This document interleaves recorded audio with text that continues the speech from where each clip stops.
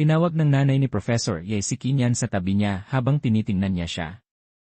Mas lalo niya itong nagustuhan. Patuloy niyang tinanong kung may romantic relationship sina Shin at Si. Si Lu Qingwu at Professor Ye ay parehong nawalan ng masabi. Pero patuloy ang salita ng nanay ni Professor Ye. Anak ko, kung hindi siya ninakawan, siguradong napulot niya sa kalye. Kung hindi dahil sa personalidad niya, sino ang magkakagusto sa kanya? Hindi makasagot si Professor Ye. Pagkatapos ay inabot ng nanay ni Professor Ye ang dalawang phone tripod. Sinabi niya sa kanila na bumalik sa normal na buhay niya. Gusto niyang makita kung aling couple ang tunay na nagmamahalan.